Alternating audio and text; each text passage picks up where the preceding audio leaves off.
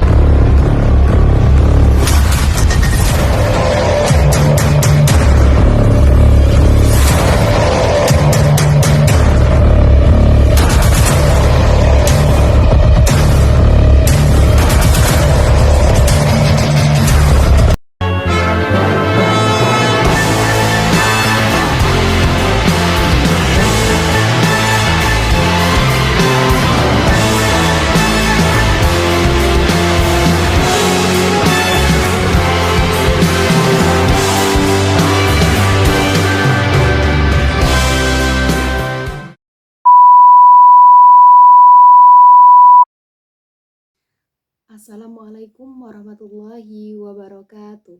Perkenalkan, nama saya Rani Sulistriani dengan NIM 2241012004, Program Studi Pendidikan Guru Madrasah Ibtidaiyah Fakultas Ilmu Tarbiyah dan Keguruan, Institut Agama Islam Abuya Saleh Sarolangun. Video ini saya buat untuk memenuhi tugas mata kuliah Perkembangan Pemikiran Modern dalam Islam atau PPMDI yang diampu oleh Bapak Rian Hidayat, SPDI MPD. Pada kesempatan kali ini saya akan membahas materi yang berjudul Latar Belakang Pembaharuan, Dampak Kolonialisme, dan Ketertinggalan Dunia Islam. Sebelum masuk ke pembahasan, kita perlu memahami bahwa pembaharuan dalam Islam bukan berarti mengubah ajaran Islam. Pembaharuan adalah usaha untuk memperbaiki keadaan umat Islam agar kembali maju sesuai dengan ajaran Al-Quran dan hadis. Jadi, yang diperbaiki adalah cara berpikir, cara belajar, sistem pendidikan, serta kehidupan umat Islam agar mampu menghadapi perkembangan zaman. Lalu, mengapa pembaharuan tersebut dapat muncul? Pembaharuan tidak muncul begitu saja. Ada beberapa penyebab yang melatar belakanginya, di antaranya adalah kemunduran yang terjadi dalam dunia Islam, adanya kolonialisme atau penjajahan oleh bangsa Barat, serta ketertinggalan umat Islam dalam berbagai bidang kehidupan. Ketiga hal inilah yang saling berkaitan dan menjadi alasan utama munculnya gerakan pembaharuan Islam. Pertama, kita akan masuk ke pembahasan. Latar belakang pembaharuan yang pertama adalah kemunduran dunia Islam. Kalau kita melihat sejarah, dunia Islam pernah mengalami masa kejayaan, terutama pada masa dinasti Abbasiyah.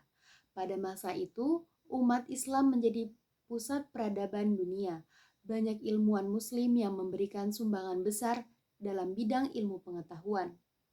Misalnya, Ibnu Sina dalam bidang kedokteran, Al-Khawarizmi dalam bidang matematika, Al-Farabi dalam bidang filsafat, dan Al-Biruni dalam bidang astronomi.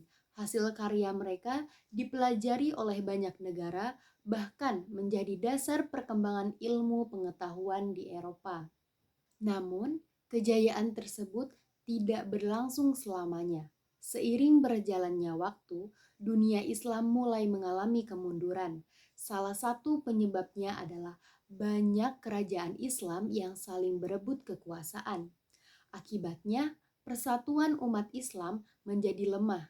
Para pemimpin lebih sibuk mempertahankan wilayah kekuasaan daripada memikirkan pendidikan, kesejahteraan rakyat, dan kemajuan ilmu pengetahuan. Selain itu, semangat umat Islam untuk belajar juga mulai menurun.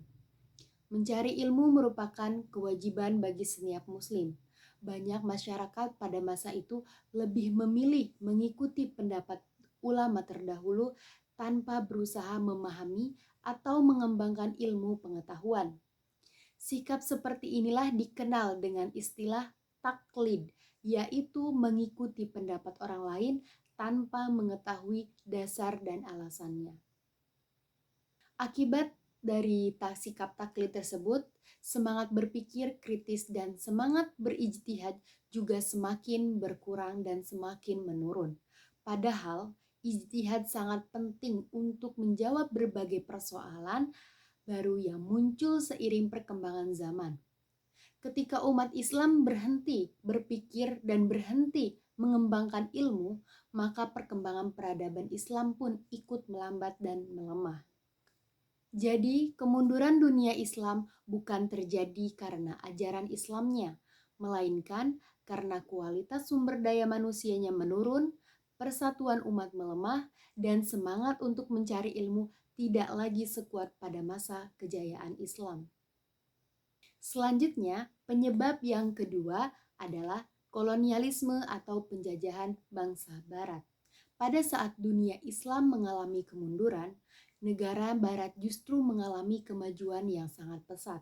Mereka berhasil mengembangkan ilmu pengetahuan, teknologi, industri, ekonomi, dan kekuatan militer. Dengan kemajuan tersebut, bangsa Barat memiliki kekuatan yang lebih besar dibandingkan banyak negara Islam. Kondisi ini dimanfaatkan oleh bangsa Barat untuk melakukan kolonialisme atau penjajahan terhadap berbagai wilayah Islam. Tujuan mereka bukan hanya menguasai wilayah, tetapi juga menguasai sumber daya alam, perdagangan, dan kekuasaan politik. Akibat kolonialisme, banyak negara Islam kehilangan kemerdekaannya. Pemerintahan yang sebelumnya dipimpin oleh umat Islam digantikan oleh pemerintah kolonial. Rakyat tidak lagi bebas untuk menentukan kebijakan di negaranya sendiri. Dari segi ekonomi, penjajah mengambil hasil bumi dari kekayaan alam dari negara-negara Islam. Masyarakat dipaksa bekerja untuk kepentingan penjajahan dengan upah yang sangat rendah. Akibatnya, banyak rakyat hidup dalam kemiskinan meskipun negara memiliki sumber daya alam yang sangat melimpah. Dalam bidang pendidikan, kesempatan belajar juga menjadi lebih terbatas. Sekolah-sekolah lebih banyak dibangun untuk memenuhi kebutuhan pemerintahan kolonialisme daripada untuk mencerdaskan masyarakat. Hal inilah yang menyebabkan kualitas pendidikan umat Islam semakin tertinggal dan semakin menurun. Selain itu, kolonialisme juga memberikan dampak terhadap kehidupan sosial. Sebagian masyarakat mulai kehilangan rasa percaya diri dan menganggap bahwa bangsa Barat lebih maju dalam segala hal. Padahal, sebenarnya umat Islam juga pernah menjadi pusat peradaban dunia. Karena itulah, kolonialisme menjadi salah satu penyebab lahirnya gerakan pembaharuan Islam. Para tokoh pembaharu ingin membebaskan umat Islam dari ketertinggalan dan membangkitkan kembali semangat untuk maju. Penyebab yang ketiga adalah ketertinggalan dunia Islam. Akibatnya, kemunduran dan kolonialisme yang berlangsung cukup lama. Dunia Islam mengalami ketertinggalan dalam berbagai bidang kehidupan. Yang pertama adalah dalam bidang pendidikan. Banyak negara Islam belum memiliki sistem pendidikan yang maju. Kesempatan masyarakat untuk memperoleh pendidikan juga masih sangat terbatas. Akibatnya, kualitas sumber daya manusia menjadi sangat rendah. Yang kedua adalah dalam bidang pengetahuan dan teknologi. Pada masa kejayaan Islam, banyak ilmuwan muslim menghasilkan berbagai penemuan yang bermanfaat bagi dunia. Namun, setelah mengalami kemunduran, jumlah ilmuwan dan penelitian semakin berkurang. Akibatnya, banyak negara Islam lebih menggunakan teknologi yang dikembangkan oleh negara lain daripada menciptakan inovasi sendiri. Yang ketiga adalah dalam bidang ekonomi. Sebagian negara Islam masih bergantung pada negara-negara maju. Industri belum berkembang secara maksimal sehingga pertumbuhan ekonomi berjalan lebih lambat. Kemudian dalam bidang politik, masih banyak negara Islam yang menghadapi konflik, perpecahan, bahkan peperangan. Kondisi tersebut membuat pembangunan menjadi lebih sulit dilakukan dan kesejahteraan masyarakat menjadi sangat terhambat. Melihat berbagai permasalahan tersebut, muncullah tokoh-tokoh pembaharu seperti Jamaluddin Al-Afghani, Muhammad Abduh, Rashid Ridho, Ibnu Taimiyah, dan Syah Waliullah.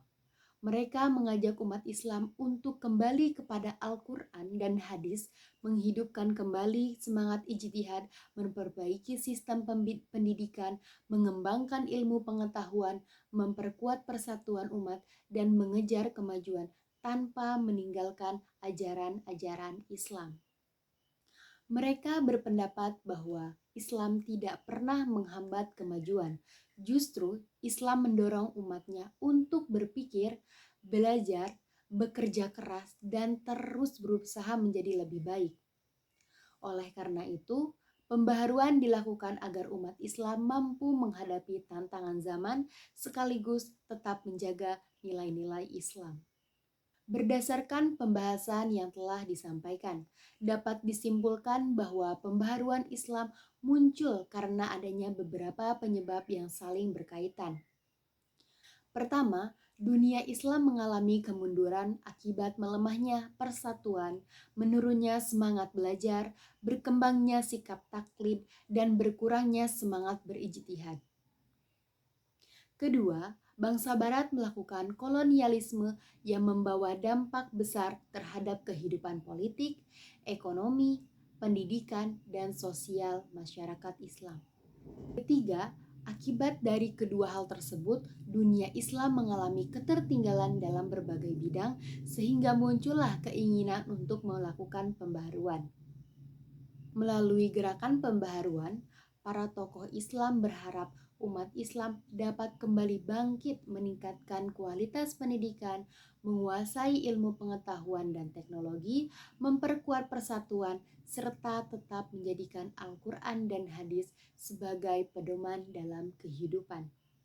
Demikianlah pemaparan materi mengenai latar belakang pembaharuan, dampak kolonialisme, dan ketertinggalan dunia Islam yang dapat saya sampaikan.